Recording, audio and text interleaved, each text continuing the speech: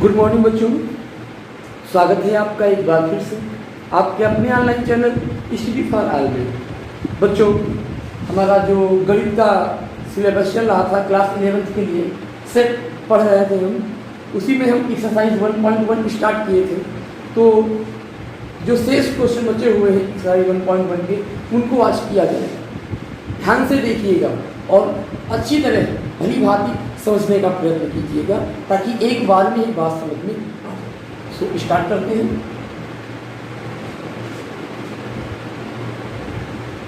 बच्चों, question number 3 तक हो गया था हमारा जो ये सिलेबस है। अब यहाँ पे क्वेश्चन नंबर 4 किया जाएगा। क्वेश्चन नंबर 4 में क्या रहा है, पहले यही बात देख लेते हैं।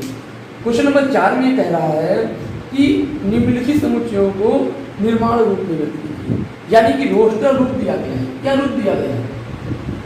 रोस्टर रूप दिया गया है यहाँ पे, और निर्माण रूप में पहला सवाल आपका है, एक समुच्चय है 3, 6, 9, 12, इसको निर्माण रूप में, और जो निर्माण रूप में हम लिखें तो क्या क्या स्टेप होते हैं, किन चरणों के तहत हम अपने निष्कर्ष पर, अपने आंसर में पहुंचते हैं, इस बात का जो है विशेष ध्यान। ये बात नोट कर लीजिए आप कि जो स्टेप होते हैं अपने माइंड में नोट करिए कि जो स्टेप होते हैं उन पर विशेष ध्यान देना है। पहला स्टेप, सबसे महत्वपूर्ण स्टेप होता है संख्याओं में संबंध क्या है। संख्याओं को देखो और उनका संबंध निकालो, आपस में क्या संबंध है। यहाँ पे आप देख रहे हो 3, 6, 3, 9, 3, 12, 3 का पहाड़ा लिखा हुआ है, यानी संख्याएं 3x टाइप में है। किस टाइप में है? 3x टाइप में है। यहाँ पे अगर हम देखें संख्याएं जो है वो 3x टाइप में है, और x आपका क्या है 1, 2, 3, 3 का 9, 3, 6, 3, 12, 3। तो अगर इसका निर्माण रूप में लिखना हो तो x सच दैट x बराबर क्या है 3x, और फिर x belongs to natural number, x जो है नेचुरल नंबर को बिलोंग कर रही है, एंड जो x है वो लेस आर इक्वल है क्या है 4। अब इन दोनों बातों को हम एक दूसरे प्रकार से लिख सकते हैं। x जो है वो छोटा है या बड़ा है, बराबर है 5 के और बड़ा है, यानी ये ना लिखिए तो इसको ये रूप भी हो सकता है। इस पूरी बात का बच्चों ये सिंबल वेयर का होता है, वेयर मतलब जहां होता है। ठीक है, ये बात समझ में आ गई होगी। यहाँ पे किस प्रकार से रिलेशन निकाला गया, पूरी तरह से आराम से समझिए आप, मतलब मजा आ जाए इस प्रकार से समझिए। और फ्यूचर में कभी भी समुच्चय निर्माण विधि और रोस्टर विधि के प्रश्न आए तो आप उनको कर ले जाएंगे। अब बच्चों अगला प्रश्न देखते हैं। अगला क्या है, यहाँ पे जो सेकंड क्वेश्चन है वो है, एक समुच्चय दिया हुआ है 2, 4, 8, 16, 32। फिर मैं वही बात कहूँगा यहाँ पर भी आप क्या करो, इसका जो है संख्याओं का संबंध देखो। क्या है संबंध? मोस्ट इंपॉर्टेंट थी, बहुत ही महत्वपूर्ण बात बता रहा हूँ मैं आपको। जब तक संबंध आप नहीं देखेंगे तब तक निर्माण में नहीं लिख सकते, इस बात को ध्यान में रखिए। तो जो सवाल करें उसके संबंध में जो बातें बताई जाए वो पूरी हमें उस समय आनी चाहिए। यही होती है बौद्धिक स्तर का विकास। इसे ही कहते हैं कि आपके बौद्धिक स्तर का विकास हुआ कि नहीं हुआ, इसी प्रकार से होता है। जैसे हम खाना खा रहे हैं तो खाना किस प्रकार खाना है, ये तरीका तुरंत दिमाग में आना चाहिए। तो इसको हम क्या करेंगे, यहाँ पे देखो, यहाँ पे संबंध देख लो, 2 दूनी 4 दूनी 8 दूनी 16 32, मतलब ये 2 की पावर के रूप में है। 2 की पावर 1 है, 2 की पावर 2 है, 2 की पावर 3 है, 2 की पावर 4 है, 2 की पावर 5। तो इन सब चीज़ों को मिला के हम 2 की पावर x लिख सकते हैं, और x की वैल्यू क्या करते हैं 1, 2, 3, 4। अगर यहाँ पे हमें निर्माण रूप में लिखना हो तो हम क्या लिख सकते हैं, x सच दैट x बराबर 2 की पावर x, वेयर।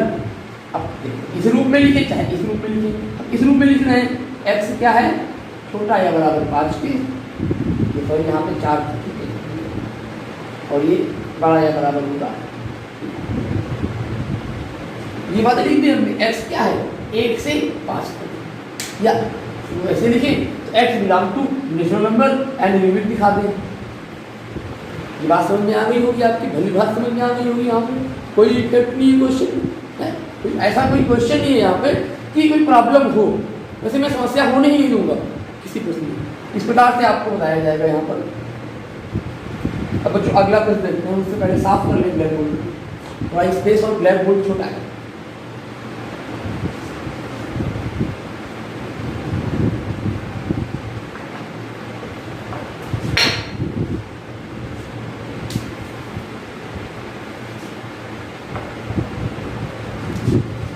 ये रोस्टर रूप में लिखते हैं और ये तो जो अगला प्रश्न कह रहा है 5, 25, 125, 625 क्या है?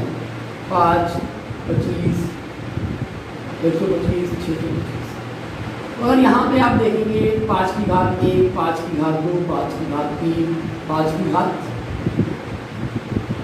4 हो गया। इसको भी हम क्या लिख सकते हैं? 5 की घात x और x की वैल्यू 1, 2, 3, 4। तो निर्माण रूप में लिखना हो तो x such that x belong to 5 की पावर x here x क्या है? वो छोटा है या बराबर है 4 के और बड़ा है या बराबर है। ये x की वैल्यू क्या है? 1 से 4 के बीच में। बच्चों ये बात भी आपको समझ में आ गई। अब बात करते हैं हम अगले प्रश्न की। अगला प्रश्न क्या है? 3 हो गए हैं, 2, 3 तो और बचे हैं। सारे प्रश्न कराए जा रहे हैं ताकि आपको कोई दिक्कत ना हो, लेकिन वादा करिए कि आप सारे प्रश्नों को समझने के बाद सारे प्रश्नों को पुनः करने का प्रयास करेंगे। फिर नहीं आएगा तो फिर समझेंगे, तभी आप कुछ कर पाएंगे, नहीं तो कुछ नहीं हो पाएगा।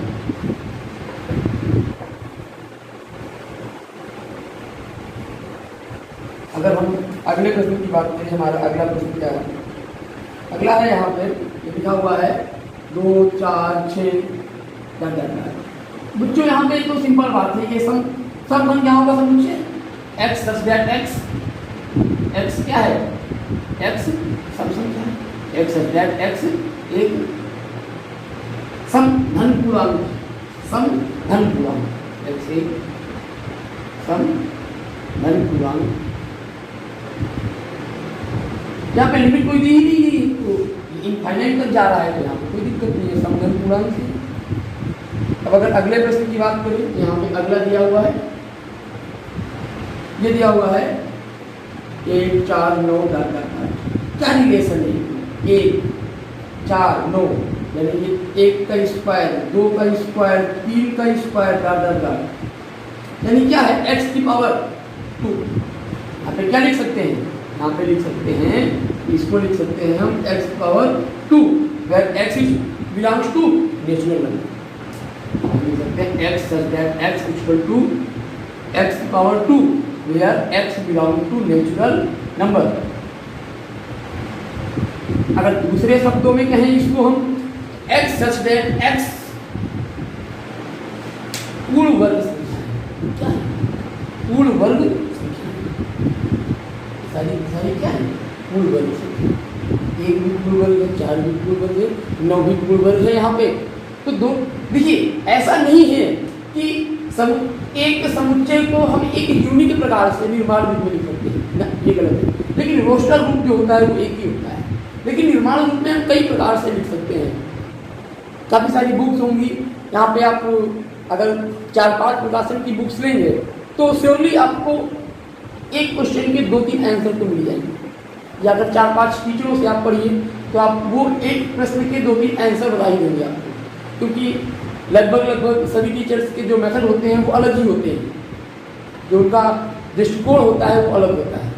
यहाँ पे हमारा दृष्टिकोण ये था, हमने दूसरा बताया आपको x such that x क्या है? पूर्ण वर्ग संख्या। तो ये बताएगा आपको, हम दोनों बता दे रहे हैं आपको। बात समझ में आ गई? अब बच्चों अगला प्रश्न देखते हैं। अगला प्रश्न क्या है? अब क्वेश्चन नंबर 5 में कह रहा है सूचीबद्ध, मतलब क्या लिखिए?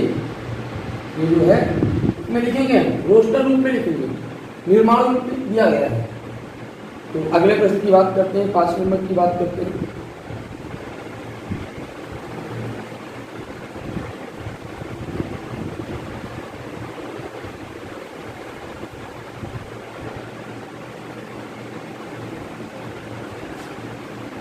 यहाँ पे थोड़ा इसको ये क्वेश्चन का प्रोसेस कर ले। यहाँ पे ये निर्माण रूप दिया गया है हमारा,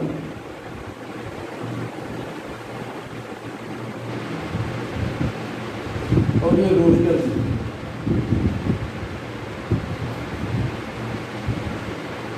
देखते हैं। पहला क्वेश्चन क्या है? पहला है एक्स सच दैट एक्स एक विषम प्राकृतिक। एक्स क्या है? एक्स एक विषम प्राकृतिक। एक्स सच दैट एक्स एक विषम प्राकृतिक संख्या। बच्चों अगर इस बात को हमें रोस्टर रूप में लिखना हो, जितनी भी विषम प्राकृतिक संख्याएं हैं आपकी, सारी विषम प्राकृतिक संख्याओं को यहाँ पर आप लिख दीजिए। लेकिन समस्त विषम प्राकृतिक संख्याओं का समुच्चय तो हम कर नहीं सकते, तो उनको क्या करते हैं? 1 3 5 डाटा या। अब यहाँ पे अगला प्रश्न हमें लग रहा है ये थोड़ा सा यहाँ पे डिफाल्ट है,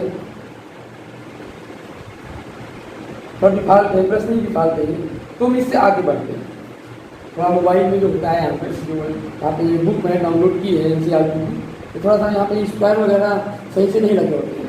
तो नेक्स्ट क्वेश्चन की बात करते हैं। यहाँ पे इसी के आगे एक क्वेश्चन ब्रेक कर रहे हैं, आप इसको कमेंट बॉक्स में लिख दीजिएगा अगर आपको मेरे अच्छे लगे तो, या मैं नेक्स्ट डे बताऊँगा। यहाँ पे एक समुच्चय है C, वो लिखा हुआ है x सच दैट x एक पूर्णांक है।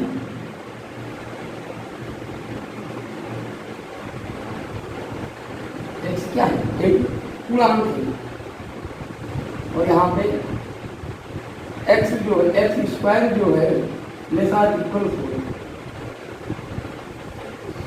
इसमें कितने आ गए भाई? x स्क्वायर की बात कर रहा है, x स्क्वायर जो है वो लेस दैन 4, तो एक ही तो आएगा और 2 आए भाई। 1 का स्क्वायर करेंगे 1 आएगा, 2 का स्क्वायर करेंगे 4 आएगा। इसके अवयव कितने हो जाएंगे? 1 और 2, ये कहाँ। अब यहाँ पे अगला जो है वो D कह रहा है x such that x loyal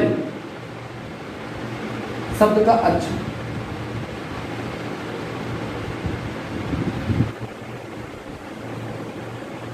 तो यहाँ पे जब हम बात करते हैं लॉयल शब्द के अक्षर की, तो कुछ नहीं करना है, LOYA लिख देना है, LOY। यहाँ पे L नहीं लिखेंगे पुनः, क्योंकि समुच्चय में क्रम का कोई महत्व नहीं होता। अवयवों के क्रम को चाहे ऐसे लिखो, लेकिन पुनरावृत्ति नहीं होती है, ये बात याद रखिएगा। ये नहीं कि लॉयल को आप यहाँ पे AYOL भी लिख सकते हो, ठीक है, लेकिन यहाँ पे L पुनः नहीं लिखा जाए। ये बात आप माइंड में नोट कर लो, ये नियम है समुच्चय को लिखने का। विभाग में जब रोस्टर रूप में लिखते हैं तो किसी भी अंग की या किसी भी अवयव की पुनरावृत्ति नहीं करनी। अगला प्रश्न है आपका, जो लास्ट प्रश्न है यहाँ पे, that x such that x, last से पहले वाले का है, वर्ष का एक ऐसा महीना जिसमें 31 दिन होते हैं। बच्चों आपको पता है यहाँ पे किन किन महीनों में 31 दिन है? जो लेट्स ट्राई, जून, नवंबर, अप्रैल, सितंबर, कितने दिन?